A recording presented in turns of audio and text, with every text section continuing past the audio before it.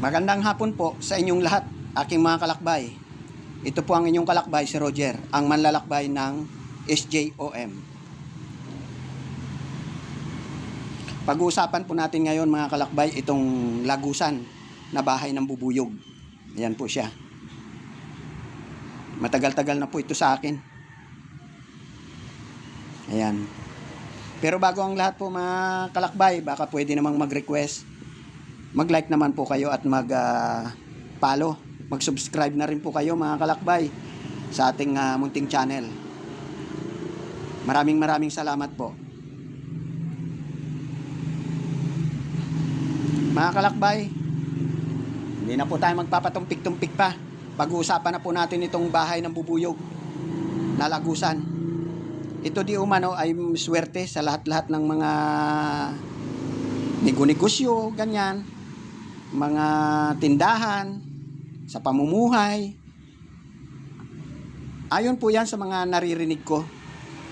Ay talagang swerte daw po kapag oras na mayroon kang ganito. Yung lagusan na bahay ng bubuyog.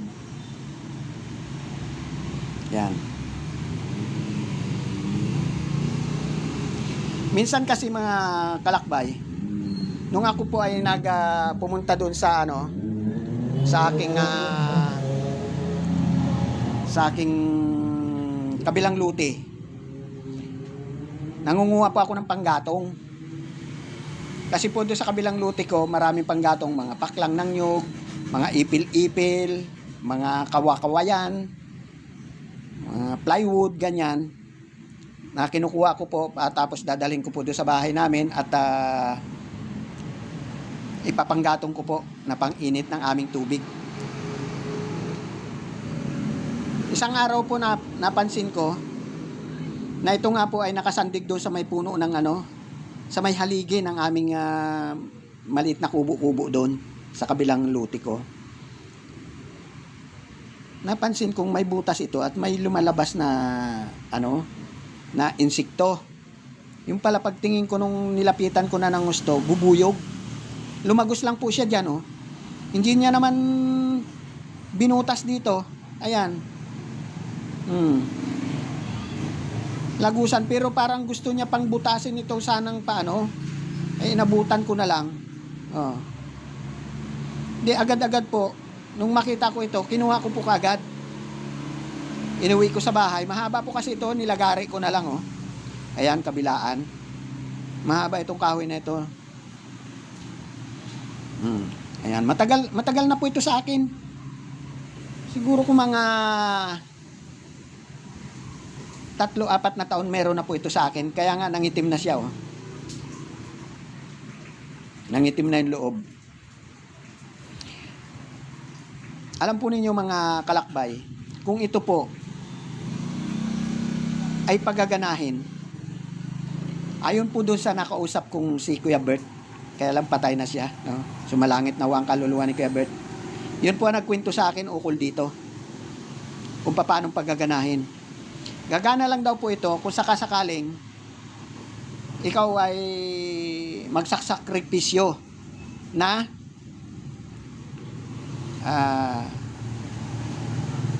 hablutin mo yung rayban ng isang taong bulag, babae man kilalaki. Kung siya po ay bulag, di ba kalamitan sa mga bulag yung hindi makakita talagang dalawang mata, nakarayban yan siya eh. Hahablutin nyo raw po itong rayban. At pagkatapos, yan daw po ang isusuot ninyong rayban na yan. Pupunta ka halimbawa ng sabungan, isuot mo ang rayban, tapos silipin mo rito ang manok na maglalaban. Pag mapansin mo ang isang manok na parang basa, yan daw po ay matatalo, o kaya walang ulo yung isang manok. Yan yung mga matatalo. At ang pangatlo ay yung wala kang makikita unabis na manok doon sa kabila. Ang makikita mo lang yung mananalong manok. Siyempre doon ka pupusta. Yun daw po ang paraan para ito ay mapagana. Kailangan lang siguruhin mong bulag yung kukunan mo ng Ray-Ban, dahil pag hindi yun bulag ay sigurado bakol ang labas mo. Yun daw po ang talagang proseso nito kung gusto mo itong mapagana, itong lagusan na bahay ng bubuyog. Mabisa rin daw po ito ayon sa kanya na isuot mo yung Ray-Ban, pumunta ka sa lutuhan, silipin mo dito yung numero na ng loto, makikita mo di umano yung mga numero na pwedeng manalo. Pero sa akin po, hindi ko pa naman po nasusubok yun dahil wala pa naman po akong wala po akong nakukuha pang reban ng mga taong bulag, magbabae man ki lalaki, pero mas maigi raw pag lalaki. Yun po ang sabi sa akin. Pero hanggang ngayon po, hindi ko pa rin napapatunayan. Pero yan po ang proseso talaga. Kung talagang gusto mong paggaganahin daw itong lagusan na bahay ng bubuyog, ganun ang gagawin mo.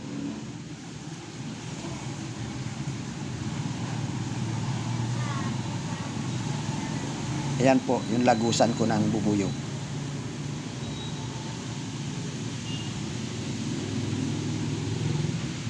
Kayo po, sa tingin ninyo, kaya nyo kayang gawin? Kasi ako parang hindi ko kaya. Parang may nervyos ako. Baka mamaya pagalbot ko dun sa Ray-Ban niya, may nakakita sa aking tao, nagulpi pa ako, nako, nalintikan. Nagulpi si manlalakbay ng SJUM. Ayan. Ayan po siya. Nako, may nakikita ako. Ano ba yon?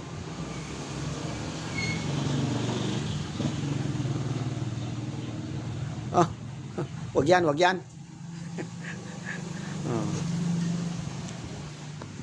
Kaya kung sakaling mayroon po kayo nito, ganun po ang magiging proseso para mapagana di umano itong bahay ng bubuyog. Ito po ay sa lahat lang po ng mga naniniwala, no? Naniniwala sa mga ganyang usapin. Doon naman po sa hindi naniniwala, okay lang po. Hindi naman kayo pipiliting maniwala.